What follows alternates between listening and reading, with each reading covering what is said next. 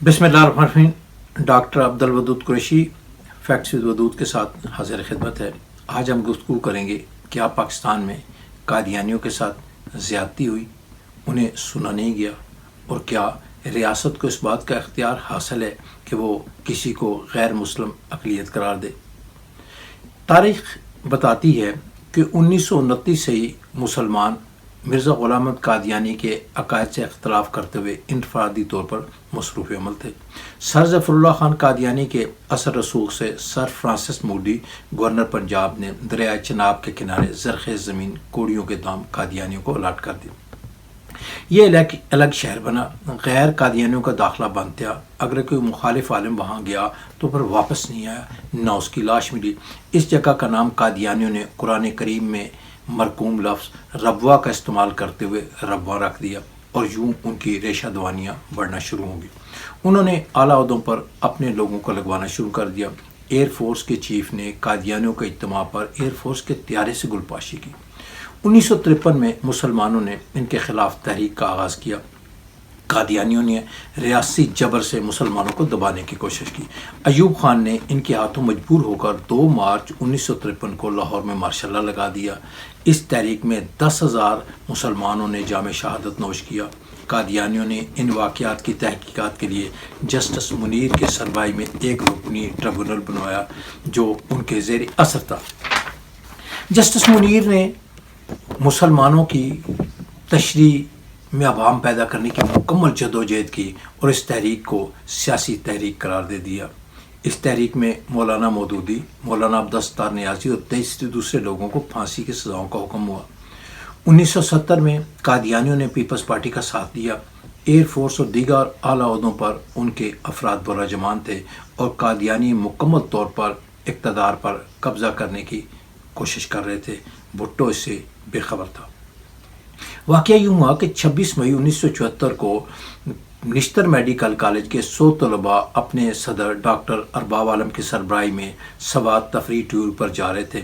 जब उनकी ट्रेन रबवा, जिसे अब जनाब नगर कहा जाता है, जब पहुंची तो हस्ब हदायत मिर्ज़ा ताहिर अहमद कादियानियों ने अपना लिटरेचर तकसीम करना शुरू किया, जिसमें ग़ुलाम अहमद कादियानी के पैगम्बर खुदा से के अलकाब से नवाजा गया था। तलबा ने इस पर एतराज़ किया कि ये खुद पैगम्बर तो नहीं है। उन तलबा को मारा गया। एक मामूली झगड़ा था, मगर 29 मई को जब तलबा वापस आ रहे थे तो ट्रेन के रबवा रुकने का कोई शेड्यूल ही नहीं था। ट्रेन को वहाँ रोक दिया गया। तलबा के डब्बे पर निश्तराबाद के कादियानी स्टेशन मास्टर ने निशान लगाए, जिसका जिक्र उस रिपोर्ट में मौजूद है। इस डब्बे पर 5000 कादियानी जो है डंडे, आनी मुक्कों, जंजीरों से मुसलमान तलबा पर पिल पड़े। इस वाक़े की इत्तला रेलवे हुकाम ने आगे कर दी। 100 तलबा ज़ख्मी आ रहे हैं। पुलिस और रेलवे हुकाम ने उनकी कोई मदद नहीं की क्योंकि कादियानियों का गलबा था।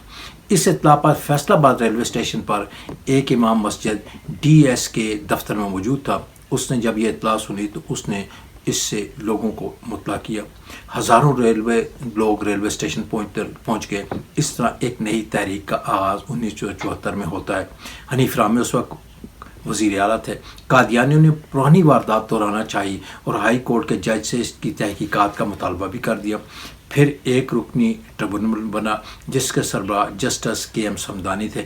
ये वही जज हैं जिन्होंने जुल्फ़िकार अली भुट्टो की नवाब अहमद ख़ान के कत्ल में ज़मानत 13 सितंबर 1977 को ली और मेरी ज़मानत 16 MPO के तहत 26 जून 1977 को ली थी। उनकी एक किताब जायज़ा के नाम से भी है। कादियानियों के चुंगल में वो जस्टिस मुनीर की तरह नहीं आए। उन्होंने चीफ जस्टिस सरदार अली को रिपोर्ट इस रिमार्क के साथ पेश की कि इसे खुफिया रखा जाए। अगर इस रिपोर्ट के हक़ाइक़ अवाम तक पहुँच गए तो लोग कादियानियों को कत्ल करना शुरू कर देंगे। इस रिपोर्ट के बाद एक शोर होगा था। रिपोर्ट तो लोगों के सामने नहीं आई, लेकिन कौमी असम्बली में मौलाना शाह अहमद नूरानी ने एक करारदाद जमा करवा दी कि कादियानियों को गैर मुस्लिम अक़लियत करार दिया जाए।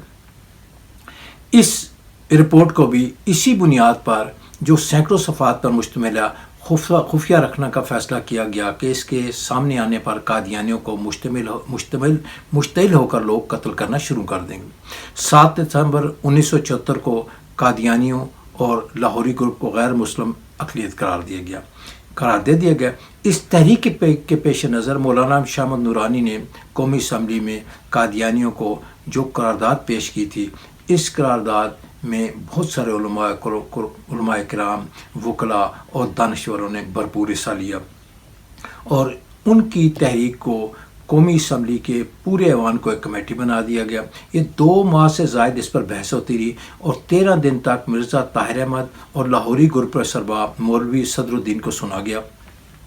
مولوی صدر الدین نے اپنا موقف کیا جو قادیانیوں سے بھی مختلف تھا، لیکن اس کا موقف بھی وہی تھا کہ جو قادیانیوں کا تھا۔ ان کے علماء سینکڑوں کتابیں لائے تھے، ان کے مربی تھے، عالم تھے، اسکالر تھے، اور کتابوں کے حوالے نکال کر دیتے تھے۔ یہاں پر جو بھی سوال کوئی رکن کرنا چاہتا وہ اٹارنی جنرل یحییٰ بختیار کو دیتے، وہ وہاں پر مرزا طاہر احمد سے اور مولوی صدر الدین سے پوچھتے تھے۔ قومی اسمبلی کی قرارداد کو آئینی ترمیم میں تبدیل کر دیا گیا، باقاعدہ ووٹنگ ہوئی۔ اس میں معاملے میں مولانا شاہ احمد نورانی، مفتی محمود، مولانا عبدالستار خان نیازی، علامہ احسان علی الہی ظہیر، پروفیسر رفیع، نواب زر نصر اللہ، مولانا بن نوری اور دیگر قانون دانوں نے بڑا کام کیا۔ مولانا کوثر نیازی، حفیظ پیرزادہ، اٹارنی جنرل یحییٰ بختیار نے بھی اپنا بھرپور حصہ ڈالا۔ قادیانیوں نے قومی اسمبلی کے اس فیصلے کو اور آئین کی ترمیم کو ماننے سے انکار کر دیا۔ انہوں نے کہا کہ ہم اس ترمیم کو مانتے ہی نہیں ہیں جو قانون میں ہے، اور پھر بیرون ملک چلے گئے۔ بیرون ملک جا کر انہوں نے پاکستان کے خلاف بھرپور پروپیگنڈا شروع کر دیا کہ انسانی حقوق کی خلاف ورزی ہے اور ہم پر ظلم کیا جا رہا ہے۔ جب یہ صورتحال ضیاء الحق کے پیش نظر آئی تو ضیاء الحق نے امتناع قادیانیت ایکٹ جاری کیا اور تعزیرات میں 294 بی اور 294 بی اور 294 سی کا اضافہ کیا، جس پر مرزا طاہر احمد کی ہدایت پر قادیانی وکلاء عدالت چلے گئے، جس پر عدالت عظمیٰ نے ظہیر الدین احمد بنام سرکار ایک اہم تاریخی فیصلہ دیا۔ فیصلے میں لکھا کہ اسلام کی آمد کے بعد مسلمانوں نے کبھی دیگر مذاہب کا نام اور ان کی روایت کو استعمال نہیں کیا اور اپنے القابات خود اختیار کیے۔ قادیانی اپنے آپ کو مسلمان کہہ کر سادہ مسلمانوں کو دھوکہ دینا چاہتے ہیں، انہیں اپنے القابات بنانے اور اختیار کرنے چاہیے۔ مسلمانوں نے کبھی دیگر مذاہب کے القابات پر غاصبانہ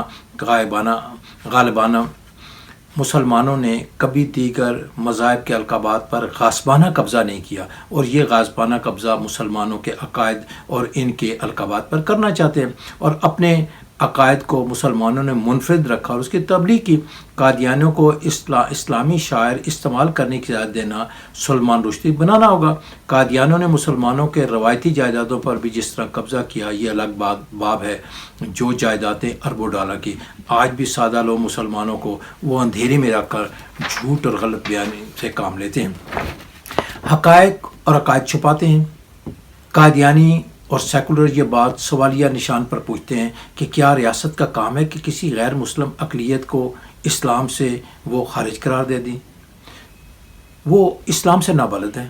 مسلمان قرآن و سنت کے بعد خلفائے راشدین سے ہدایت لیتے ہیں اور انہیں تفسیر کا سرچشمہ سمجھتے ہیں، ان کے عمل کو اسلام کا عملی نمونہ سمجھتے ہیں۔ پہلے خلیفہ حضرت ابوبکر صدیق نے مسلمۃ القذاب اور دیگر نبوت کے جھوٹے مدعیوں کو نہ صرف غیر مسلم قرار دیا بلکہ ریاست کی فوج بھیج کر ان کو انجام تک پہنچایا۔ اس جہاد میں جتنے صحابہ کرام شہید ہوئے کبھی پہلے نہیں ہوئے تھے۔ حضرت ابوبکر صدیق کا یہ امر اسلامی ریاست کو یہ ذمہ داری دیتا ہے کہ جھوٹے نبوت کے دعوے داروں کو نہ صرف غیر مسلم اقلیت قرار دے بلکہ ان کی سرکوبی بھی کرے۔ جھوٹے نبیوں پر خدا کی لعنت۔ ختم نبوت زندہ باد۔ بہت بہت شکریہ۔